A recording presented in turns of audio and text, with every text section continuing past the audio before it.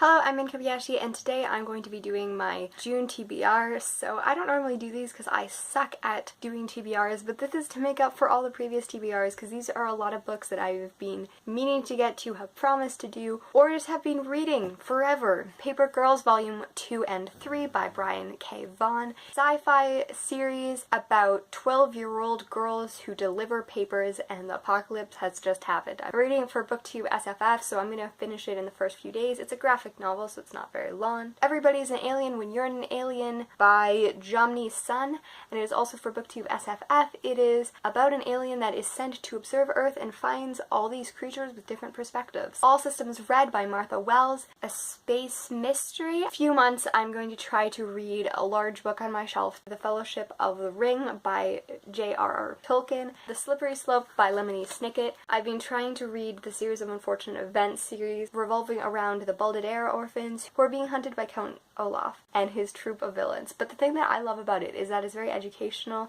It doesn't talk down to kids. City of Bones by Cassandra Clare. This is a book I've been reading since November 2016. I'm more reading it as a critique of popular YA fiction because I want to be a writer, and I think that these books are very well renowned and I want to see the things in them that people like because I know they get a lot of negativity. I know my sister, before she published her first book, read through all the Twilight books. Found it very interesting to have a conversation with her about the things that she saw in it that were the themes and the things that people desired, even though the series had a lot of flaws and toxicity in it. This has been like more written on than anything else that I own. 1,000 Splendid Suns. Cloud Husseini is one of my favorite authors. I've read like 2 or 3 chapters of this book, and every time I read another chapter, it's about an Afghan girl who is illegitimate and the trauma and social stuff that she has to deal with. Looking for Alaska. Trying to read through John Green books, simply because I don't read enough contemporary, as well as I simply admire him a lot. This is a book I said I was going to read on a TBR in January. Love this movie, and I also love the first few chapters that I read. So why aren't I reading it? I don't know. I just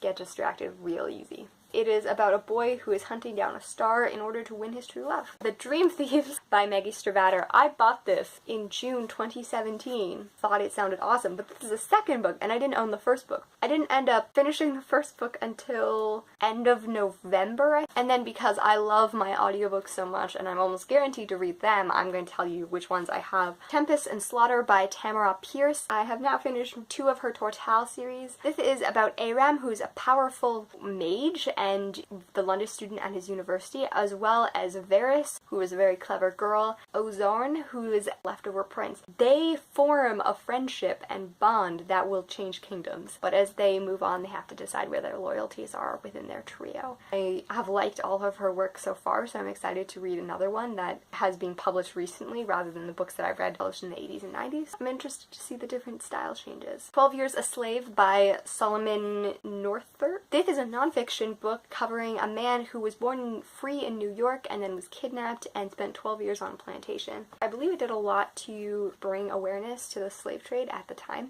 which was still legal, I believe. I'm not American and Canadians never had slavery, so I don't know that much about like the time frames slavery in the United States, which is one of the reasons why I want to read a nonfiction. I know how they were treated and like the stigma, but I don't really know the intricacies because we talk about racism, but we always talk about it in the US. Canada has like triple the amount of Asian population than Black community in that area because we normally just use American books during the time when prejudice was really high. Even though we didn't have segregation, we still had a lot of prejudice. It was more with Asian and other cultures. So I always find it very interesting to delve into the American side of it because it is very close to where I live. Two Gentlemen of Verona by William Shakespeare. Always have to have a Shakespeare play. This is his first comedy as well as believed to be his first play ever. It is about 2 friends who are like the ideal male friends, and then they fall in love, and what happens to friends when one falls in love? It's the age-old question. Ocean at the End of the Lane. This is by Neil Gaiman as well. It is about a man who is middle-aged and goes back to his childhood home for a funeral, which I haven't read a lot of magical realism, which sounds awesome.